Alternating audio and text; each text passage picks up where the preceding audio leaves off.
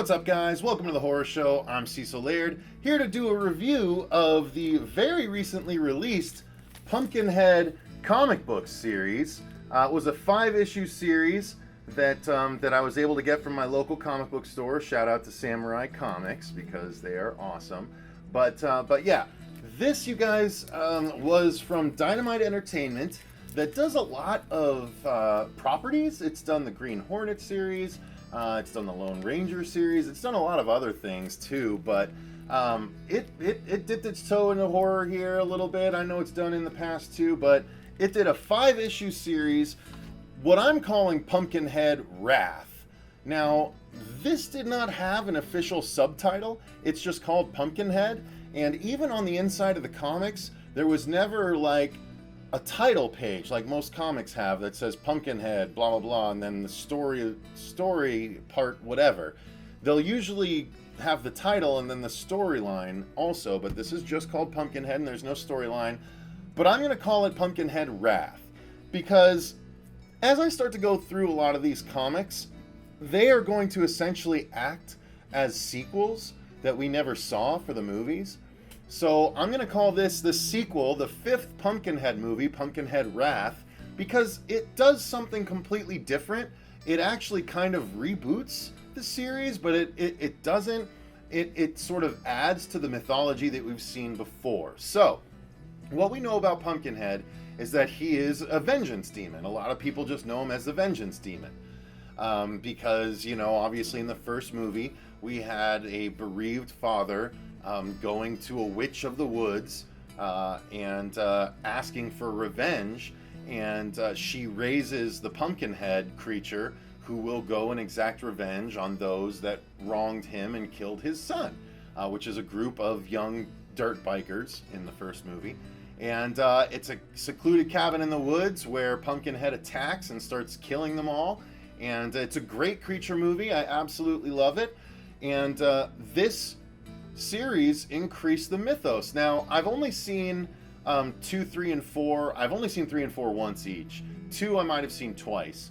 1 I've definitely seen the most, and I would like to do a review of all 4 of the movies coming up here in the very near future. But the reason I bring it up is because I don't know if this avenue was specifically explored in the movies or not. I can't remember off the top of my head. So I'm just going to speak to what the comic does. And what the comic does is it even says at the top of every issue, you can see, I'll line them all up because it is obviously important to the series, because it is I don't know if this is something that was said in the Pumpkinhead movie that we just never saw. For each of man's evils, a special demon exists. I could swear that might have been a line of dialogue at some point, but I'm not entirely sure. So for now, I'll just stick with the fact that this series explores the idea that there is a demon, literally, for every one of man's sins. So the 7 deadly sins, each one is represented by a demon. And I actually think this is a really smart idea in order to expand an old horror property. So basically, anyone that ever needed vengeance would come to the witch who is named Haggis, at least in the series, and ask for revenge, the same way that the father did in the first Pumpkinhead movie. And then she would call upon Pumpkinhead, and he would rise and go exact revenge, which, if you think about it, is wrath. So Pumpkinhead is essentially the monster avatar of wrath, and they present the idea that there are other monsters that represent the other 6 deadly sins. So there's a monster for gluttony, there's a monster for pride, there's a monster for lust, envy, sloth. All of the other sins have a monster avatar. And not only that, but there was also 7 witches that were the keepers of each avatar. And that is actually what this book starts off with. You see the 7 younger girls as they're sent out into this evil-looking pumpkin patch, and each one is meant to claim a demon that represents a sin of man, and the mom is even like, the evil mom that's sending them out is like, if you don't pick a sin, it'll pick you, so you better go and find one. And so they all go, and then the little girl Haggis finds the raised pumpkin platform that we see in the first movie, and she finds Pumpkinhead.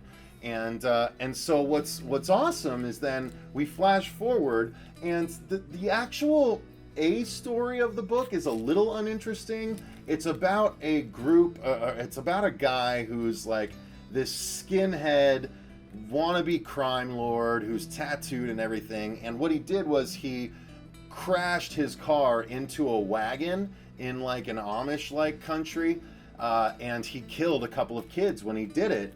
And so he's hiding out, trying to not get caught for it. But much like in the first movie, when I think it was Lance Hendrickson that went to the witch because of his dead son, the family of these kids go to the witch and ask for revenge. So Pumpkinhead is raised, and he goes after the skinhead and the couple of people that are aiding and abetting him along the way. And it's Pumpkinhead tracking them down, because every time he does, suddenly he's attacked by other monsters. So what it turns out is there's this whole subplot where the other sisters are extremely jealous of the witch Haggis because Pumpkinhead gets raised so often, and all of the other demons are very envious of Pumpkinhead because he gets to get freed from his prison so often in order to exact revenge. So it now becomes a revenge story where the sisters decide to raise all of their demons and go and attack Pumpkinhead and Haggis in order to stop them, and the fact that they can pretty much come alive at any time they want and exact revenge. So it's a really interesting twist on the Pumpkinhead mythos. I'm not going to say how it ends, but there's some really cool confrontations. The representations visually of all of the different demons is really cool. Let me see if I can pull up a page to show you. I'll show you what some of the artwork is, and proper shout out, the series is written by Colin Bunn, and the main artwork is done by Blackie Shepherd, and the backup stories are done by Kyle Strom. So that's the thing, there's both foreground stories and background stories. And geez, when I have this up here, I need to bring the lights down a little bit because that's what's causing the blur. I am sorry about this, guys. My camera is finicky. But anyway, so let me show some of the artwork here. The Blackie Shepherd artwork is the main artwork. So you get a little bit of Pumpkinhead goodness here. Specifically, I love the kills, like right here. He literally just squishes a guy's head. It's awesome. It's goodness, you know. It's old school Pumpkinhead goodness. All right, so yeah, and then by the end, let me show you guys what is raised. So these are the other sisters, the ones not Haggis, the other witches that control the other avatars. See, the backup story deals with Gluttony and his witch and why they're not a part of this group, but it's really a fun. The backup story is awesome, and so here you go. You get a glimpse of the backup story. The backup story is done in black and white with the art done by Kyle Strom, but this right here is the raising of the other 5 demons that represent sins. So you have over here, you have Sloth, you have Envy because she's green, you have Lust, of course, because she's hot. Let's see, Sloth, Wrath. Okay, so Pride. I know this is Greed because he says mine, mine, mine. So Pride has to be this guy here. So that's the representations of all the demons. It's really cool. And this guy down here is really huge. He's huge. And then, so this is the backup story where you find out what happened to Gluttony and his witch right here, Mildred.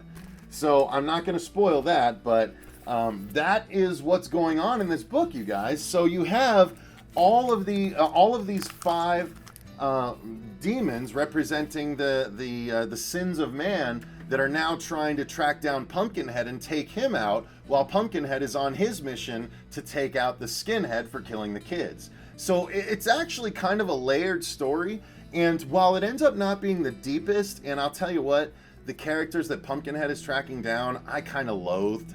I was not a fan of those characters at all. I think they could have been written much more interestingly. However, the witch storyline and the whole 7 deadly sins and Pumpkinhead being wrath, I actually really liked that. So I'm on board for what they did with this story, even though they took a couple of turns that I might not have agreed with. So let me show you each cover. So actually, you know what, the covers will probably be in the in the window there, but just in case. So there's cover 1, there's cover 2. I love cover 2. Cover 3 is pretty good. Cover 4, that's Gluttony. And then cover 5. So that is what that series looks like. That is what that series is about. And if that sounds interesting to you, then I highly recommend, if you can't get your hands on all the issues, which might be tough, but the 5th issue only came out a couple of weeks ago. At the very least, get the trade when it comes out, especially if you are a fan of the movies. Definitely check it out, because it was a great expansion to the world. Here's the thing. It might not be the best Pumpkinhead story, but it is a Pumpkinhead story. And in the day and age where we don't get sequels as much as we might want, we're getting more recently. But, you know, I love the comic book series because each one of these essentially is a sequel, because you have the visuals, you have the writing, you have a whole movie's worth of material. It's just done in print form instead. So, yeah, guys, check it out. I don't know if they'll just call it Pumpkinhead or if they'll actually call it Pumpkinhead Wrath, which would be dope. They never say Wrath in this. That he's Wrath, but it's just alluded to that he's Wrath because they explain the other demons. So it makes perfect sense. It's awesome. It's a lot of fun. I actually spoke with Eric from the Death Twitch about possibly having him read these, Fuego as well, and joining in on the review. I just couldn't wait. I wanted to review it for you guys and talk about how awesome it is. And then those guys can make up their mind if they want to do it, and then they can do sort of a tag up video where they talk about it as well. So, but for now, I'm going to call it there. Thanks very much for watching my review of the Pumpkinhead 5-issue comic book series from 2018. Make sure you go get your hands on it because it is very much worthwhile. So, thanks again. I've been Cecil Laird. Thank you very much to our patrons for supporting the channel like you do. The link is in the description box down below. If you want to become a patron, you can actually decide on some reviews or commentaries or live stream debates. Well, I guess for right now, recorded topics, but eventually live stream topics. Yeah, thank you guys very much. And remember, stay scared.